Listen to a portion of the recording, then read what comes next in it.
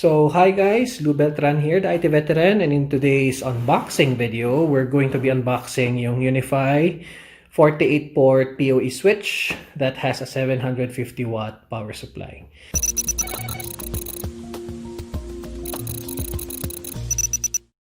Okay, and this PoE switch is a gigabit switch and supports also SFP plus connectors. Ibig sabihin, hindi lang regular SFP ports na 1 gigabit fiber yung pwede natin ilagay or 1 gigabit copper. We can also put in SFP plus connectors here, labeled white, that can support up until 10 gigabit per second line connections sa network natin. And all of these ports are powered using PoE technology. So it can actually output up until 750 watts. So medyo mabigat ito, switch na to, at saka medyo malaki because this is a rack-mounted switch. Makikita nyo rito. And andito yung specifications niya. So 48 ports to, auto-sensing 802.380 AF. Okay, so 750 watt power supply, and it's managed by the Unifi controller. And makita nyo, this is 1U rack mount height switch. So yan, 1U siya. So let's open up yung box. So medyo mabigat siya. In a future video, I'll be teaching you how to register this one to the Unifi software controller. So yan, medyo malaki siya. So kung tingnan yung kamay ko, okay, and compare the size of the switch, ang laki. Ang laki nitong switch na ito. Okay, this is similar to yung mga enterprise grade Cisco switches, yung size niya. So let's open the box itself. Adjust ko lang yung tripod natin. Okay. So, yeah. Tulak natin siya dyan. Adjust natin yung ating tripod para mas makita niyo siya. So, this is the Unifi PoE switch. So, right off the bat, nandito yung quick start guide natin. Okay, nandiyan naman si Mr. Lamok.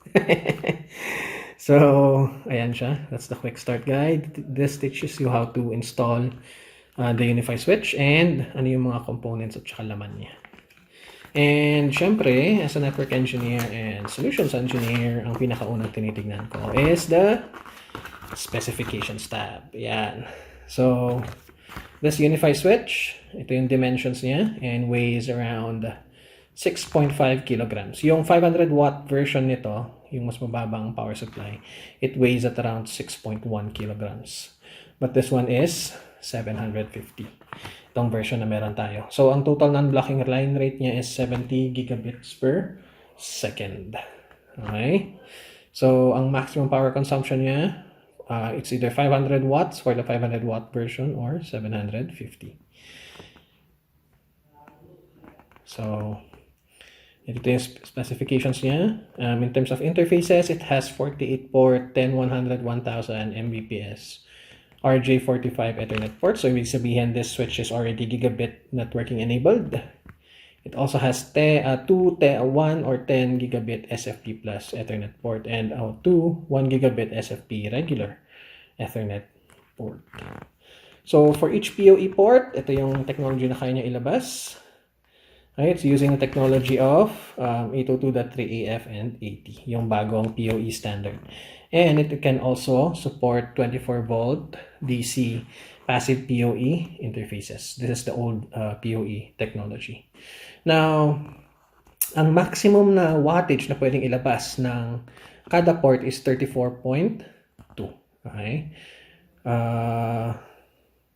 By PSE yan, 17 watts din. Okay? Pero pag you're using the 24 volt passive PoE voltage, 20 to 27. Okay.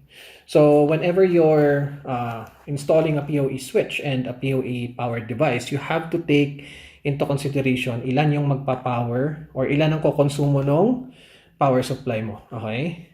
And ano yung konsumo ng PoE devices mo. Kasi may limitation yan. May allowance per port. For this case, yung maximum PoE wattage per port is 34.2. Okay, so yeah, that's the technical specifications. So that's something that you need to take note of whenever you're using PoE technology. You have to take into consideration yung ipapower niyang devices at saka kung ilan yon.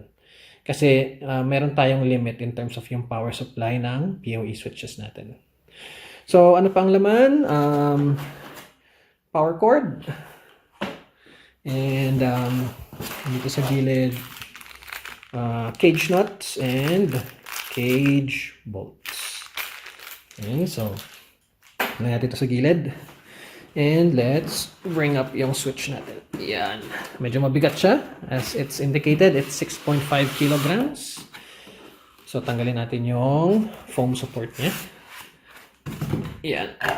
Let's put it here. And the other one also. Para makita nyo yung full view ng switch natin. Yan. So, andito, this is the Unifi switch itself, 48 ports. Makikita nyo, it's 1U thick, nandito sa gilid. Okay, 1U thick yan. And it has 48 port. It's a 48 port switch. So, makikita nyo dito, it can support also fiber uplinks and copper uplinks using the SFP and SFP Plus modules natin. So, natin nilalagay yung fiber optic uplinks natin. Okay? So, this SFP connections, yung fiber, usually ito yung pupunta sa ating aggregation switch or the core switch itself. Okay? Hindi natin, itong mga 48 port na to, this is purely for connectivity ng mga users natin. Ito yung magiging connectivity para sa network. Okay? Itong mga ports dito, the SFP ports. So, brace ko lang yung sarili ko dahil this is 6 kilograms. Mabigat siya. Okay, actually. So, ikot ko lang yung switch natin. So, andito yung power connector niya. Makikita nyo, it's variable input ulit. So, it can work in any region, anywhere in the world. And ito yung QR code niya for registering it to your Unifi controller. And you can also discover this one sa network nyo via the Unifi controller. And it also has a console port sa likod. So, this switch, by default, can work without the Unifi controller. Pero, in order for you to unleash its full potential, it needs to be registered to a Unifi software controller. So, that is the Unifi switch. So, angulo lang natin siya. Yan. Okay, so I'll be creating a video in the future on how to set this one up, okay, and register it to the Unifi controller and connect it to the network. So, that's it, fellow IT engineers, for this unboxing. Mabigat siya. Isosoli ko lang siya sa kanyang kahon because we still don't need this one to be installed as of the moment. Dahil wala pang hindi pa final yung connection sa ating network track. But, I'll be creating a video for that one, kung paano siya i-install. So, let's just put this back into the box itself. So, yun yung kailangan yung tignan lagi. You have to be very careful when you're dealing with IT equipments kasi mabibigat siya. Okay? This is an enterprise grade switch. Even though mas mura siya, okay, versus doon sa mga regular Cisco switches na meron tayo. Okay? That's why I love Unifi kasi you can get enterprise grade features, okay, at a very competitive price versus bibili ka ng Cisco switches. So I don't have any qualms naman with Cisco switches. I'm a Cisco engineer, okay, for 15 years already. Pero syempre, yung IT infrastructure mo will always go down to one simple question, yung budget. Magkano ba ang budget for the IT equipments? So, limited lang ang budget natin unless you're a very large multinational company or you can afford the very expensive switches. So, ibalik ko lang. Patayo ko siya dito. And let me just return yung sleeve ng ating PoE switch. Okay. So that's it, fellow IT engineers, for this unboxing, and I'll see you in the next video.